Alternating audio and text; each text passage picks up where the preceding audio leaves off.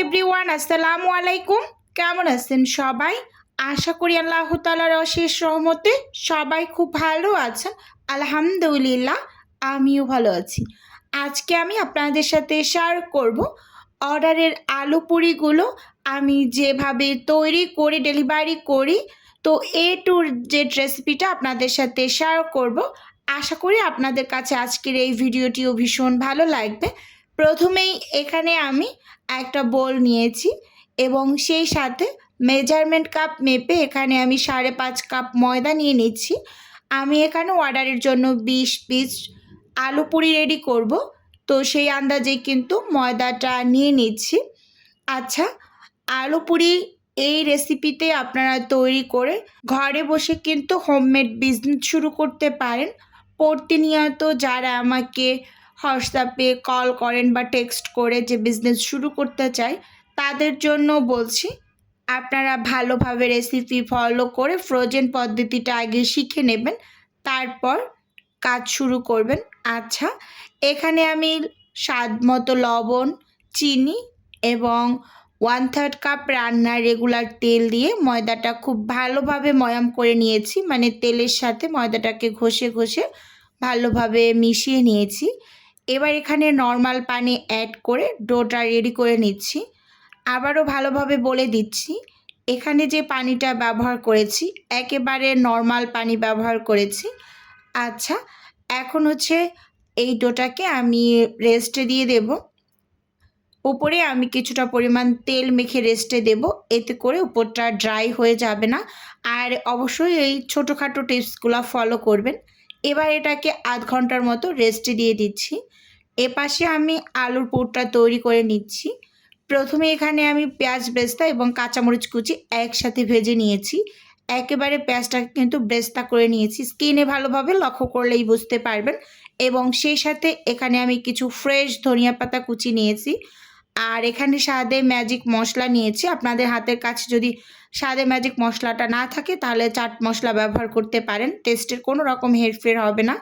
এখানে আমি 1 চামচ দিয়েছি টালা মরিচ, এটা আমি শুকনো খোলায় তেলে গুঁড়ো করে নিয়েছি ব্লেন্ডারে।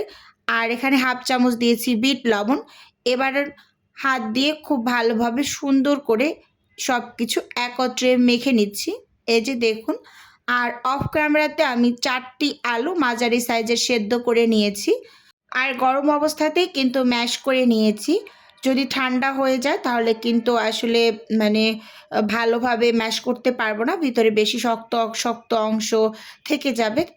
আর আলু পুরি তৈরি করার ক্ষেত্রে সবথেকে একেবারে গুরুত্বপূর্ণ একটা টিপস বলতে গেলে, আপনাকে এই যে আলুর যে ভর্তাটা আপনি রেডি করবেন, তো সেটার ভিতরে যেন শক্ত কোনো অংশ না থেকে যায় সেদিকে খুব ভালোভাবে লক্ষ্য রাখবেন, মানে শক্ত বড় কোনো অংশ যাতে না থাকে।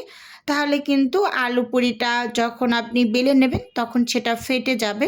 তো এই দিকে একটু ভালোভাবে লক্ষ্য করবেন। আলুটাকে একেবারে খুব ভালোভাবে ম্যাশ করে তারপর আলু পুরিগুলোকে বানিয়ে নেবেন।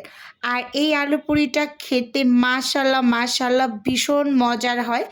আর আমি যতগুলো ডেলিভারি দিয়েছি সবার থেকে খুব ভালো ভালো রিভিউ পেয়েছি। আর যারা আমার প্রতিনিয়ত রেসিপি দেখে বাসায় নতুন নতুন খাবার ট্রাই করেন, তারাও কিন্তু খুব সুন্দর রিভিউ দেয় যে আপু বাসায় রেডি করেছি, খেয়েছি, ভালো লেগেছে। তো এই যে আমি যেভাবে আলুর ভর্তাটা রেডি করে পুরি তৈরি করে নিচ্ছি, আপনারা বাসায়ও ট্রাই করতে পারেন সেম রেসিপিতে। অনেক বেশি মজার হয়, আপনারা ট্রাই করে দেখতে পারেন। তো দেখুন, এখানে ছোট ছোট করে কিন্তু আলুর ভর্তাগুলো আমি এরকম গোল্লা করে নিয়েছি। তো এগুলোকে সাইডে রেখে এখন এই যে এখান থেকে লেচি বের করে নেব। আধ ঘন্টা পর এটা আমি রেস্টে রাখার ফলে আরও অনেকটা সফট হয়ে গিয়েছে। তো এবার হচ্ছে আমি এখান থেকে লেচি বের করে নেব, একটু মথে নিলাম 1 থেকে 1.5 মিনিটের মতো।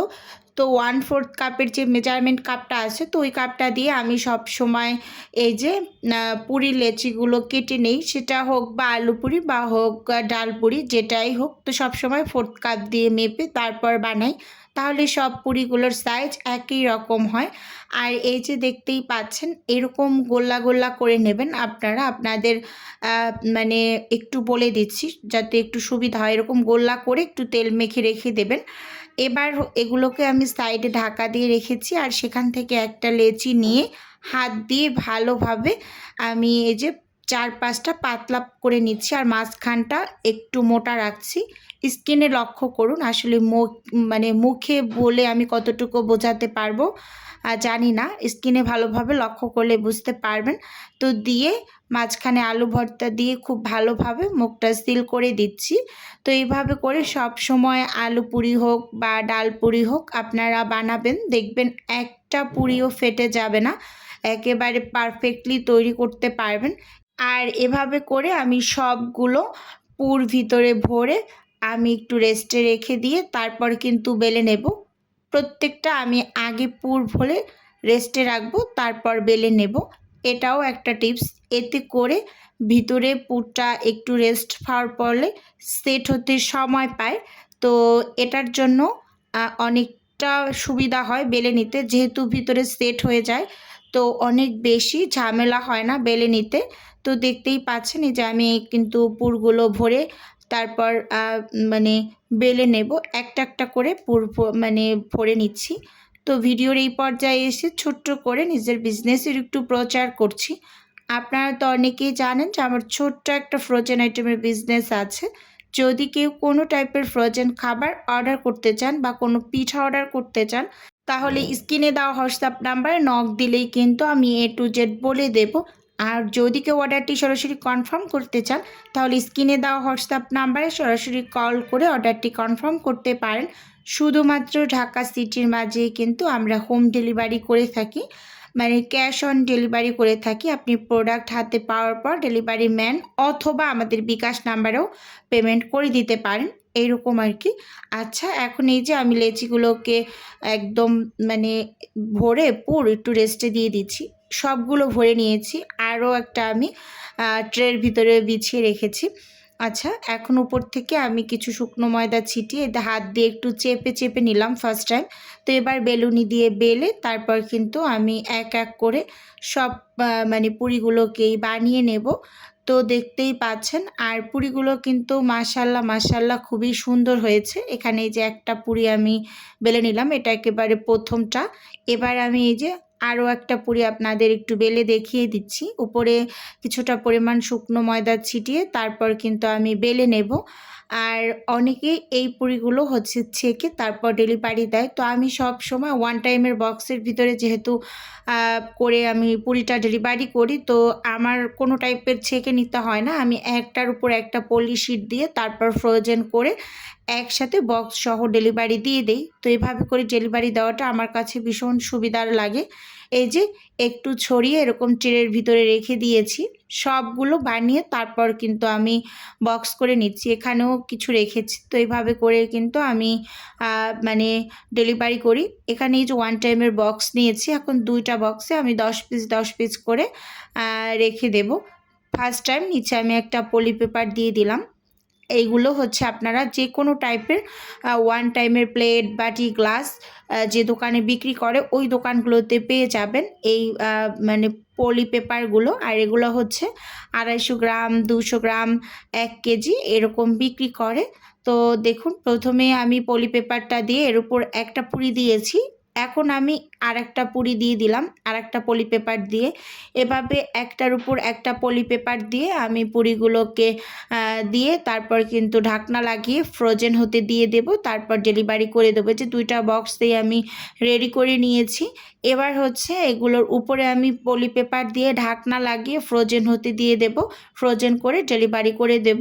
যাই হোক, ওভারঅল বন্ধুরা, আপনাদের কাছে আমার আজকের এই ভিডিওটি কেমন লেগেছে চাইলে ছোট্ট একটা কমেন্টসের মাধ্যমে আমাকে জানাতে পারেন। আর আপনাদের যদি কোনো টাইপের কোশ্চেন থাকে তাহলে অবশ্যই কমেন্টস করবেন, আমি যথাসম্ভব রিপ্লাই করার চেষ্টা করব। তাহলে আজকে এখান থেকেই বিদায় নিচ্ছি, দেখা হবে নতুন কোনো ভিডিওতে বা নতুন কোনো রেসিপিতে। আল্লাহ হাফেজ।